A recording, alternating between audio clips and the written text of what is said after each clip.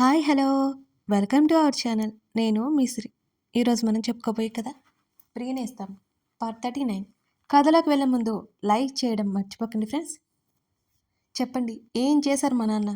రక్ష రక్ష చనిపోయింది నా వల్లే అన్నారు కదా అంటూ వరదై పొంగే కన్నీరు తుడుచుకుంటూ అడిగింది ప్రవర్తిక. నీకు చెప్పే అవసరం నాకు లేదు.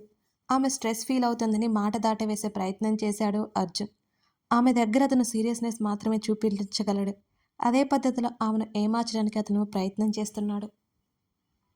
ప్లీజ్ చెప్పండి, నేను ఒకరి చావుకి కారణం అయ్యానంటే నా వల్ల కావడం లేదు, ప్లీజ్ అని అంది సన్నగా వెక్కిళ్ళు పెట్టి ఏడుస్తూ ప్రవర్తిక. ఆమె తండ్రి చేసింది చెప్తే ఖచ్చితంగా ప్రవర్తిక తట్టుకోలేదు అనే విషయం అర్జున్కి బాగా తెలుసు. ఆమె ముందు నోరు జారకుండా ఉండాల్సింది.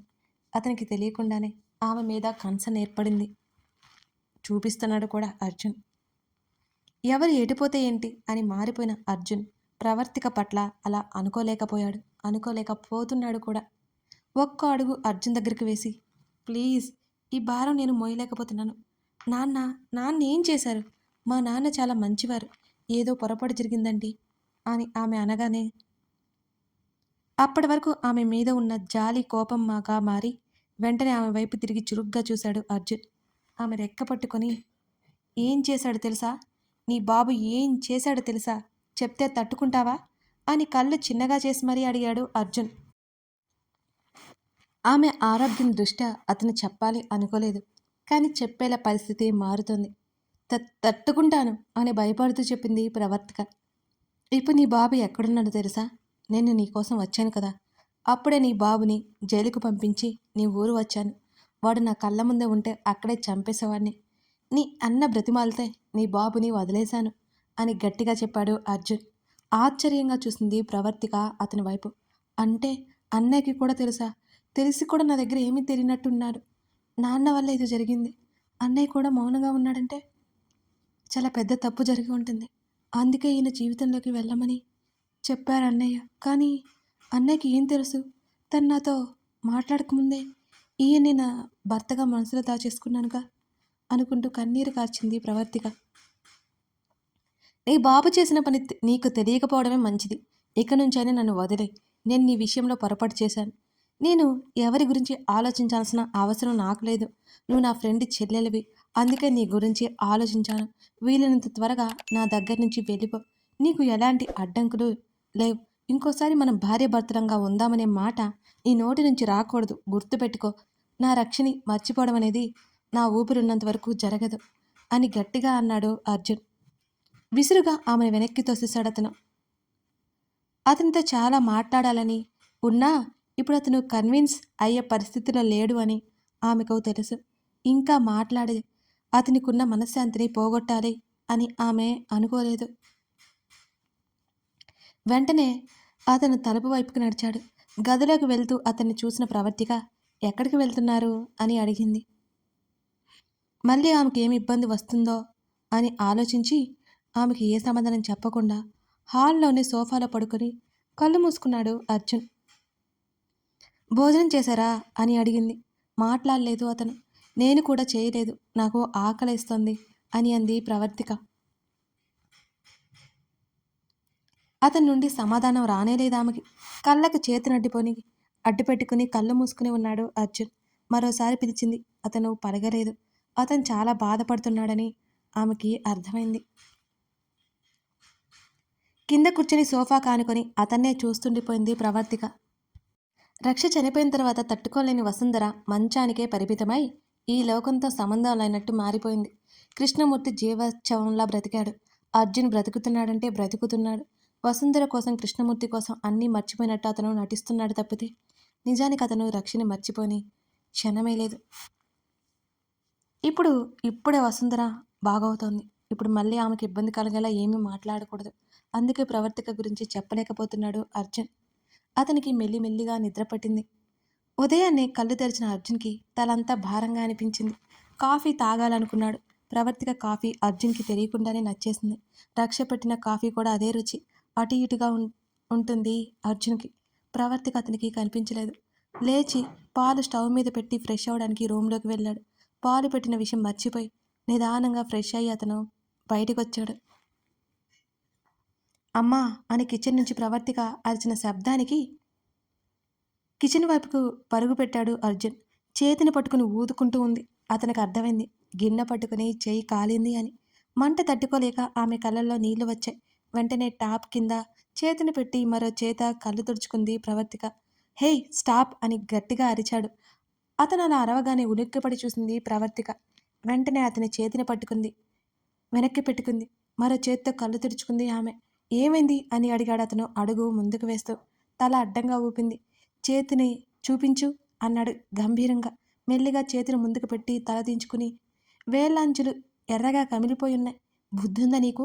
అలా గిన్నె ఎవరైనా పట్టుకుంటారా అని అరిచాడు అర్జున్. అసలే మంటగా ఉంది. అందులోనూ అతను అరుస్తుంటే ఆమె కళ్ళ నుండి కన్నీళ్లు బొటబొటారాలై. ఏడుపాపై అని గద్దించాడు అతను చిరాగ్గా. ఏదో మాట్లాడుతోంది ప్రవర్తిక. ఏంటి అన్నాడు. మంటగా ఉంది అని అంది. అక్కడి నుంచి వెళ్ళిపోయాడు అర్జున్. కొంచెం కూడా కన్సర్న్ చూపకుండా వెళ్తున్న అతన్ని చూస్తూ కన్నీళ్లు తుడుచుకుంది ప్రవర్తిక. అర్జున్ రూమ్కి కాకుండా మరో రూమ్కి నడిచింది ఆమె బాధపడిపోతూ. క్లాత్ తడిపి చేతి మీద పెట్టుకుంది. తనకెదురుగా అర్జున్ కాళ్ళు కనిపించగానే తల ఎత్తి చూసింది. ఆమె ముందు ఆయింట్మెంట్ పెట్టాడు అర్జున్. ఆ మాత్రం దానికే ప్రవర్తిక ముఖం వెలిగిపోయింది. నీ ప్లేస్లో ఎవరున్నా ఇలాగే నా రియాక్షన్ ఉంటుంది అంతే. అర్జున్ అనగానే ప్రవర్తిక ముఖం దెబ్బకి వాడిపోయింది. అది అతనికి తెలుస్తూనే ఉంది. అక్కడి నుంచి అర్జున్ వెళ్ళిపోయాడు. ప్రణయ్ ఫోను ప్రవర్తిక దగ్గర ఉండడం వల్ల ప్రణయ్ దగ్గర ఉన్న ఇంకా ఫోన్కి కాల్ చేసింది ప్రవర్తిక. చెప్పరా అన్నాడు ప్రణయ్ కాల్ లిఫ్ట్ చేసి. నాన్న ఎక్కడన్నయ్యా అని ఏడు పాపుకుంటూ అడిగింది ప్రవర్తిక. ఆ ప్రశ్న ఊహించని ప్రణయ్ షాక్ అయ్యాడు. ఇంట్లో ఉంటారా, ఎందుకలా అడిగావు అని అడిగాడు ప్రణయ్. అబద్ధం చెప్పకన్నయ్యా అని అంది ఏడుస్తూ. రవి అది అన్నాడు. ఇంకేం చెప్పాలో తెలియలేదు ప్రణయ్కి. ఎందుకన్నయ్యా నా దగ్గర దాచావు అని అడిగింది ప్రవర్తిక. చెప్తే నువ్వు తట్టుకోలేవురా అన్నాడు ప్రణయ్.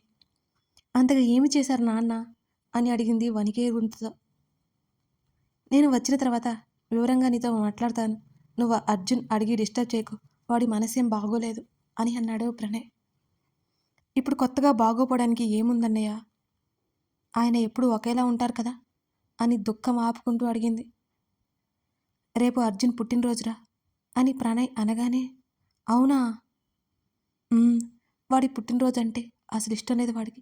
ఆ సమయానికి వాడి తల్లిదండ్రులు దూరం అయితే ఆ సమయంలో అతనికి ఎన్నో సంతోషాన్నిచ్చిన తన ప్రాణం దూరమైంది. నీకు తెలియదురా, రక్ష చనిపోయిన తర్వాత వాడు నరకం అనుభవించాడు అని అంటున్న తన అన్నయ్య గొంతు గాద్గతికం అవడం ప్రవర్తికకి తెలుస్తూనే ఉంది. ఒక్కసారి రక్ష చనిపోయినట్టు కళ్ళ ముందుకు రాగానే ఆమె ఉలిక్కి పడింది. అన్నయ్య అంది. అవునరా, నేనే బలవంతంగా ఆంటీని అంకుల్ దగ్గరికి తీసుకొచ్చాను. అక్కడ ఉంటే ఆంటీ బాధపడుతుంది. అర్జున్ ఇంకా ఇంకా ఎంతో బాధపడతాడ్రా. రక్ష చివరిగా కోరిన కోరికలు రెండే రెండు. ఒకటి, ఆంటీ అంకుల్ని జాగ్రత్తగా చూసుకోమని. రెండోది, అర్జున్ని ఒంటరిగా ఉండొద్దు అని అని అన్నాడు ప్రణయ్. అన్నయ్య అని ఆశ్చర్యంగా అంది. ఆమె చనిపోయేటప్పుడు కూడా అతను సంతోషంగా ఉండాలని ఆలోచించడం మామూలు విషయంలా అనిపించలేదు ప్రవర్తికకి. ఆమె అతన్ని ఎంతగా ప్రేమించి ఉంటుంది. అలాంటి మంచి అమ్మాయికి ఆ దేవుడు అర్ధాయుష్నిచ్చాడు. ఆలోచిస్తుంటే ప్రవర్తిక కళ్ళ నుండి నీళ్లు జారిపోయినాయి. అర్జున్ సంతోషంగా ఉండాలని రక్ష కోరుకుంటోంది. వాడు కనీసం బాధని బయటపెట్టర్రా. లోపల కుమిలిపోతున్నాడు. నిన్ను వేడుకుంటున్నాను, నా ఫ్రెండ్ కోసం వాడి బాధ పోగొట్టురా. ఒక ప్రేమ దూరమై దుఃఖం మిగిల్చిన మరొక ప్రేమ వాడికి సంతోషాన్ని ఇవ్వాలి అని ఉద్వేగంగా చెప్పాడు ప్రణయ్. మాట్లాడలేదు ప్రవర్తిక. ఇలా చెప్తున్నానని ఈ అన్నయ్య మీద కోపంగా ఉందా అని అడిగాడు ప్రణయ్. లేదన్నయ్య, మీ స్నేహం చూసి ముచ్చటేస్తుంది. నువ్వు చెప్పావని కాదు, ఆయన నా భర్త అని గట్టిగా చెప్పింది. ఆ మాటకి ప్రణయ్ తృప్తిగా ఫీల్ అయ్యాడు. జాగ్రత్తరా, వాడు కోపన్న పట్టించుకోకు. నీ ఆత్మగౌరవం సంబంధించిన విషయం కానీ అని చెప్పలేక ఆగిపోయాడు ప్రణయ్. అన్నయ్య, నువ్వంతగా చెప్పాల్సిన పని లేదు. ఆయన ఏమన్నా నాకు కోపం రాదు అని అంది ప్రవర్తిక. సారీరా, నీ మనసు ఎప్పుడైనా నొచ్చుకొని ఉంటే అన్నాడు ప్రణయ్. అన్నయ్య, నువ్వు ఏదో మాట్లాడుతున్నావు, ఉంటాను అని వెంటనే కాల్ కట్ చేసింది ప్రవర్తిక. చెయ్యికి మరోసారి ఆయింట్మెంట్ అప్లై చేసి ఊదుకుంటూ హాల్లోకి వచ్చింది ఆమె. అర్జున్ సోఫాలో కూర్చొని కాఫీ తాగుతూ ఫోన్ చూసుకుంటున్నాడు. నేరుగా కిచెన్లోకి వెళ్ళి వెంటనే కాఫీ కప్లో పోసుకుని హాల్లో అతనికి ఎదురుగా కూర్చుంది. అర్జున్ ఆమెను చూసి చూడనట్టే వదిలేసున్నాడు. ప్రవి, నువ్వు గ్రేట్. నీలా కాఫీ ఎవరూ పెట్టలేరు. అర్జున్ పెట్టిన కాఫీ అని తెలిసినా ఆమె మెచ్చుకుంది. అర్జున్ ఆమెను ఒకసారి సీరియస్గా చూసి మళ్ళీ ఫోన్ వైపుకి తలదూర్చాడు. ఆ చూపుకే ముడుచుకుపోయింది ప్రవర్తిక. ఎందుకో మరి. ఇప్పుడు అతన్ని ఎలాగైనా ఆమెతో ఉండేలా చేయాలి. ఎలా అని ఆలోచించడం మొదలుపెట్టింది ప్రవర్తిక.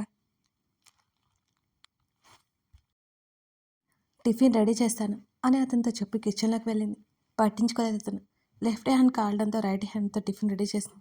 అతను వస్తాడేమని ఎదురు చూసినా అతను ఎంతకీ రాకపోవడంతో మళ్ళీ హాల్లోకి నడిచి, ఎవండి టిఫిన్ అంది. నేను తర్వాత తింటాను అని కనీసం ఆమె వైపు చూడకుండానే చెప్పాడు అర్జున్. పర్లేదు, నేను వంట బాగానే చేస్తాను అని అంది ప్రవర్తిక. ఇంకా ఆమెతో మాట్లాడకూడదు అనుకుని వెళ్ళి డైనింగ్ టేబుల్ ముందర కూర్చుని అతనే వడ్డించుకున్నాడు. ఆమె వంటగదిలో నుంచి బయటకు వచ్చేసరికి తింటున్న అతను చూసి, వచ్చే వరకు ఆగొచ్చు కదా అని మనసులోనే అనుకుని, ఆగితే అతను ఎందుకు అవుతాడు అనుకుని ఎదురుగా కూర్చుంది ప్రవర్తిక. కొంత సమయం మౌనంగా టిఫిన్ చేశారు. మాట్లాడాలని ఉన్నా మాట్లాడితే ఇంకా ఏమంటాడో అని భయం వేసి మౌనంగా ఉండిపోయింది ప్రవర్తిక. ఎప్పుడు వెళ్తున్నా మీ ఇంటికి అని అడిగాడు అర్జున్. తింటున్న ప్రవర్తికకి పొలమారింది ఆ మాటకి. తలెత్తి ఆశ్చర్యంగా చూసింది. అతను మౌనంగా తింటున్నాడు. నా ఇల్లు ఇదే ధైర్యం తెచ్చుకుని మరీ చెప్పింది. ఆమెని చురుగ్గా చూశాడు ఆ మాటకి. అతను నీ ఇల్లు ఎలా అవుతుంది, నా ఇల్లు అనకపోవడం ఆమెకు ఆనందాన్ని కలిగించింది. మీరు ఎలా చూసినా నాకేం అభ్యంతరం లేదు అని అంది చిన్నగా. నిన్న అంతా చెప్పాక కూడా ఇంకా నువ్వు ఇక్కడే ఉంటే ఏమనుకోవాలి నిన్ను అని విసుగ్గా అన్నాడు అర్జున్. అతను తినే వరకు మాట్లాడదలుచుకోలేదు. మౌనంగా ఉంది. ఆమె మాట్లాడకపోవడంతో కోపం వచ్చింది అర్జున్కి. తినడం పూర్తయ్యాక చేతిని కడిగేసి హాల్లోకి వెళ్ళిపోయాడు. ల్యాప్టాప్ తీసుకుని కూర్చున్నాడు. కాసేపటికి అతనికి ఎదురుగా వచ్చింది, కూర్చుంది. చూసినా కూడా పట్టించుకోలేదు అతను. నేను ఇక్కడే ఉంటాను, ఎక్కడికి వెళ్ళను అని అంది ధైర్యం తెచ్చుకుంటూ. 10 నిమిషాల వరకు అతనేం మాట్లాడలేదు. ల్యాప్టాప్ పక్కన పెట్టి ఇప్పుడు చెప్పు అని అడిగాడు. నేను ఎక్కడికి వెళ్ళను అని భయపడుతూ చెప్పింది. నాతో మాట్లాడడానికి ఎంత భయపడుతున్నావు, ఇంకెలా నాతో ఉండగలవు నువ్వు అని అన్నాడు గంభీరంగా. మీరంటే నాకేం భయం లేదు అని అంది ప్రవర్తిక. అర్జున్ సోఫాల నుండి లేవగానే ఉలిక్కిపడి వెంటనే తను పైకి లేచింది. చూడు, నిన్ను చూసినప్పుడల్లా నీ బాబే గుర్తొస్తాడు. నీ బాబు చేసిన ద్రోహం గుర్తొస్తుంది నాకు. ఆ టైంలో ఏం చేస్తానో కూడా నాకే తెలీదు. ఉంటావా నాతో? లైఫ్ లాంగ్ భయపడుతూ బ్రతుకుతావా? ఆమె కళ్ళలోకి సూటిగా చూస్తూ అడిగాడు అర్జున్. మా నాన్న ఏం చేశారో నాకు తెలియదు. నాకు తెలిసే వరకు మా నాన్న చేసింది తప్పు అని నేను చెప్పలేను. అలాగే మీరన్నట్టు నిజంగా రక్ష చావుకి మా నాన్న కారణమైతే, అది కావాలని చేసినట్టే తెలిస్తే నేనే మా నాన్నని క్షమించలేను. మీ నిర్ణయం మీ ఇష్టం. నేను మీకు భయపడి ఇక్కడికి రావచ్చు, పరువు కోసం ఇక్కడ ఉండొచ్చు. మీ మీద ఏ భావం లేకపోతే ఇక్కడే ఉండలేను. మీరు చెప్పకముందే వెళ్ళిపోయేదాన్ని అని అంది ఏమాత్రం బెరుకు లేకుండా ప్రవర్తిక. అర్థం కదే నీకు? నా రక్షస్థానంలో నిన్ను ఊహించుకోవడానికి కష్టంగా ఉంది అని అసహనంగా అన్నాడు అర్జున్. రక్షస్థానంలో నేనెందుకు వస్తాను? ఆమె స్థానం మీ దగ్గర ఏంటో నాకు తెలుసు. నేనెందుకు కోరుకుంటాను? ఒకరి సొత్తు నాకేం వద్దు. నా మీద ఇష్టం కలిగితే ఆ ఇష్టం చూసి మురుసుకొని ఉంటాను మీతో. మీ మనసులో రక్ష ఇంకా ఉంది కాదు అనలేను, కానీ నన్ను మీ జీవితంలోకి ఎందుకు రానివ్వకూడదు? రక్షని మర్చిపోమని, ఆమె మీద ప్రేమ చంపేసుకోమని నేను చెప్పను. నాకు కూడా కొంచెం స్థానం ఇవ్వండి అని అంటున్నాను అంతే. అప్పటికప్పటికే తెలియకుండా ప్రవర్తిక కళలో నీళ్లూరే. ఆమె చెప్పేది ఎందుకో వినాలి అనిపిస్తోంది అతనికి. అయినా సరే అర్జున్కి అంగీకరించాలని లేదు. ఆమె ఆల్రెడీ అతని మనసులోతుల్లో ఎక్కడో స్థానం సంపాదించుకున్నదని ఆ ఇద్దరికీ తెలియదు పాపం. నాకు ముందే పెళ్ళైంది అని అర్జున్ అన్నాడు. అదంతా నాకు అనవసరం అంతే స్థిరంగా చెప్పింది ప్రవర్తిక. రక్ష నేను భార్యాభర్తలుగా కలుసున్నాం. ఆమె నిర్ణయం మార్చుకుంటుందని అతని ఉద్దేశం, అందుకే అలా చెప్పాడు. కొన్ని క్షణాలు ఏమీ మాట్లాడలేకపోయింది ప్రవర్తిక. ఆమె ఏం మాట్లాడకపోవడంతో అర్జున్కి తెలియకుండానే డిసప్పాయింట్ అయ్యాడు. ఆమె మౌనంగా ఉండేసరికి అతను వెళ్ళిపోతుంటే, పర్లేదు, నాకు అది సమస్య కాదు అని తలదించుకొని చెప్పింది ప్రవర్తిక. పిచ్చా? తేరుకున్న అర్జున్ అరిచాడు. కాదు, ప్రేమ అన్నది. హో గాడ్! నీ అన్నగాడు చెప్పాడా ఇదంతా చేయమని? నీకెలా పుడుతుంది ప్రేమ? నీ మీద నేను ఏ రోజు కేరింగ్ చూపలేదు. ప్రేమగా 4 మాటలు కూడా మాట్లాడలేదు. వెంటపడి వేధించనూ లేదు, ప్రేమించలేదు. అంతెందుకు నువ్వున్నావో లేదో కూడా నాకు గుర్తులేదు. ఎలా అనుకోవాలి నా మీద నీకు ప్రేమ ఉందని? ఒకవేళ అదంతా నీ ఇష్టం అనుకో. నీ మీద నాకు ఎప్పటికీ ప్రేమ కలగదు అని అన్నాడు అర్జున్.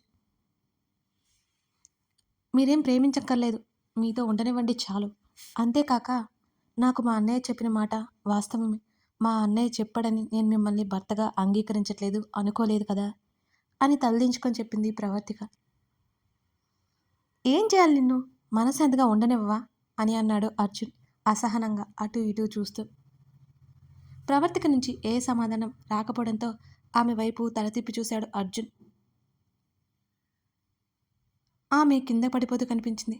మల్లిక ఆమెకి ఏమైందోనని కంగారుగా హే ఏమైంది అంటూ ఆమె 2 భుజాల దగ్గర 2 చేతులతో పట్టి ఆమె పడకుండా ఆసరాగా పట్టుకున్నాడు అర్జున్.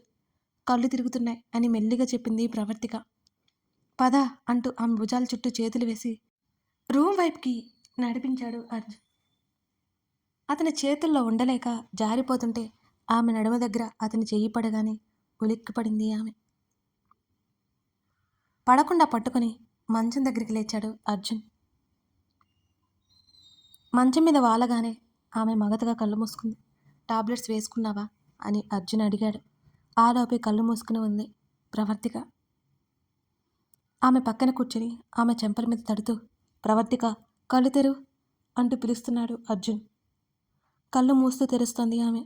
రక్తపు మడుగులో పడి ఉన్న రక్ష అతని కళ్ళ ముందు మెదిలింది. ఆ సమయంలో ఒక్కసారిగా చెమటలు పట్టేశాయి అతనికి భయంతో. ప్రవర్తిక చెంప తడుతూ టాబ్లెట్స్ వేసుకున్నావా అని అడిగాడు అర్జున్. లేదు అంది అంతే చిన్నగా. ప్రవర్తిక బాడీ చల్లబడుతుంది. ఆమె ఒత్తిడి భరించలేకపోతుందని అతను అనుకున్నాడు. టాబ్లెట్స్ ఎక్కడున్నాయో అతనికి తెలుసు కాబట్టి చకచక టాబ్లెట్స్ తీసుకొచ్చి కవర్ తీసి అందులో టాబ్లెట్ ప్రవర్తిక చేతికిచ్చాడు. ఆ తర్వాత మత్తుగా నిద్రపోతోంది. వెంటనే అతను కన్సల్ట్ అయిన డాక్టర్కి కాల్ చేసి ప్రాబ్లం ఏమీ ఉండదని తెలిసిన తర్వాత అతను ఊపిరి పీల్చుకున్నాడు.